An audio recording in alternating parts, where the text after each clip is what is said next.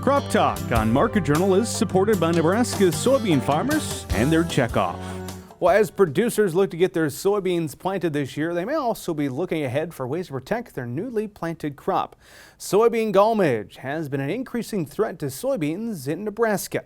Crop protection and cropping systems specialist Justin McMechan recently stopped by our Market Journal studio to discuss some strategies to combat this threat as we head into another growing season.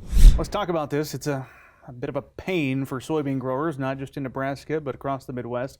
Size things up. How did things look this past year? Yeah, since this insect was discovered in 2019, it's been around for a couple years. This is probably one of the lighter years we've had, which is great news for growers, and I'm certainly happy for them. Unfortunately, soybean gall midge isn't gone. We're looking at about 77% of our previously identified counties as those soybean fields being infested by random survey from a project funded by the Nebraska Soybean Board. And in some of those counties, we're getting a lot of pressure still. And so it's a random sample. We've heard from a lot of growers post-season that they're certainly under a lot of pressure and still looking for answers to soybean gall midge. So it's down a little bit, but it's out there and causing problems. Any particular reason why it was down a little bit this year? Could you track that? Oh man, it's the long, it'll take us a while to figure those kinds of things out. Obviously environment's one of those factors that would play into this, but what specifically is leading to its, temporal decline, unknown. I guarantee you it's not gone. Like our issues with raspberry cane midge in Denmark, Poland area, that's 100 years that pest has been around. It fluctuated up and down over its time. And so conditions line up again, it'll be back in the system. I suppose we should rewind a little bit for producers who are dealing with this. They know it's, what it looks like and some things when they're out scouting. But for somebody who's not familiar, what does soybean gall midge impact look like? Yeah, most who first identified it as an issue, at least back in 19, saw a lot of dead plants along the edge of their field. And they may have initially thought, oh, this is Phytophthora or something else. A closer inspection of those plants, especially in plants that are still living along that edge, shows we've got some dark discolorations at the base of the plant. And peeling a bit of that tissue off, you find these orange larvae, and that's pretty diagnostic of soybean gall midge. It comes from adjacent fields, so there's a soybean field usually adjacent the previous year. But it essentially gets in, cuts off the circulation of that plant, meaning the water and nutrients it can transport and cause the plant to die.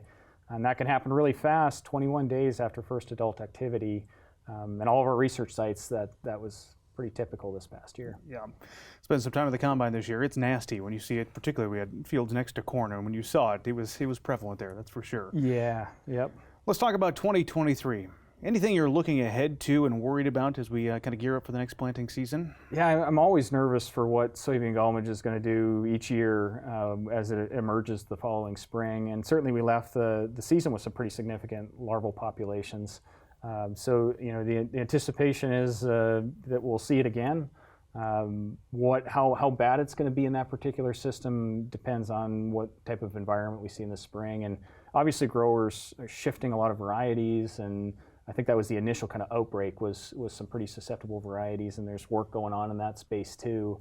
But it's a crystal ball to know what will happen this coming season.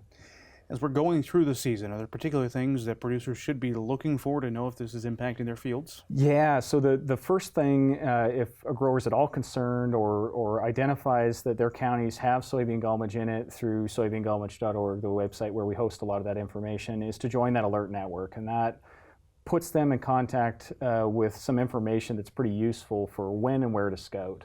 And so there's a good 6 hours of videos on there on soybean gall midge, which is a lot of information. But the key thing will be after that emergence occurs, starting that scouting.